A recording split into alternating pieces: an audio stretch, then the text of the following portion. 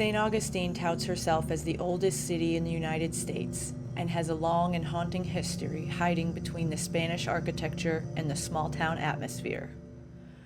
In the late 1800s, Henry Flagler, founder of Standard Oil and sometimes called the Father of St. Augustine, operated the recently opened Ponce de Leon Hotel and wanted to purchase an adjoining piece of land for expansion. However, the piece of land was the location of the town's jail, an ugly structure Flagler thought was an eyesore that brought down the value of the view from his hotel, so he wanted it gone.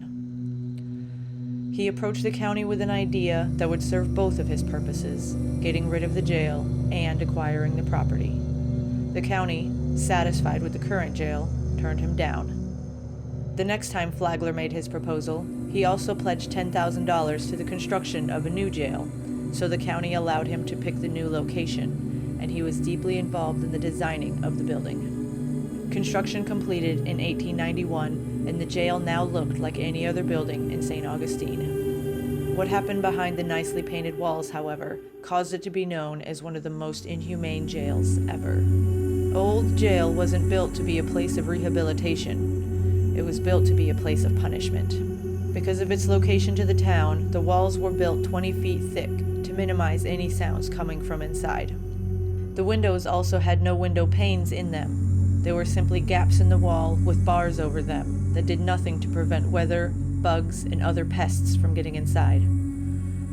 All the maximum security cells were equipped with stockades and torture devices, and all the windows in those cells looked upon the courtyard where gallows were constructed for every execution. Up to 72 prisoners could be housed here, but none of the cells had plumbing, so there was no bathing, and prisoners had only buckets for their waste.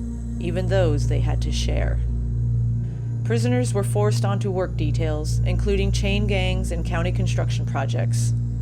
They are said to have caught wild animals while away from the jail and delighted in the additional protein to supplement their meager rations.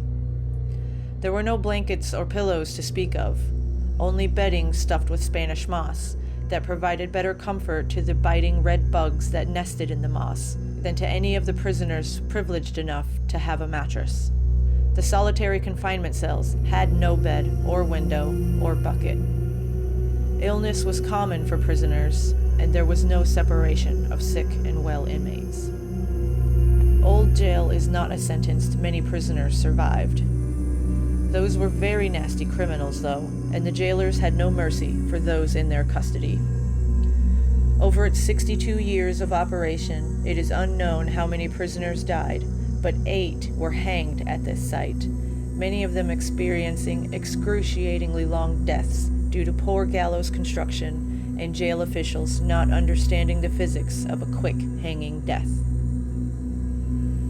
Today, the old jail is a museum, offering tours during the day and the night for history buffs and paranormal investigators to explore the past.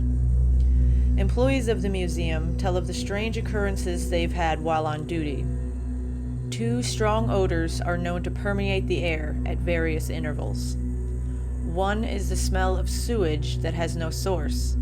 The other is a very sweet smell, described like molasses being boiled. Footsteps and moaning are also common, most often in the solitary confinement area. A shadowy figure has been reported several times, a very tall man with a large body, and it is thought to be the spirit of Sheriff Perry, longest-serving sheriff in Florida history, who stood 6'6" and weighed over 300 pounds. He appeared most often in the main cell block. Old Jail remained in operation until 1953, receiving plumbing and security upgrades over the years. It became a museum the following year and has been added to the National Register of Historic Places. There is no question restless spirits roam this property, still angry and in pain.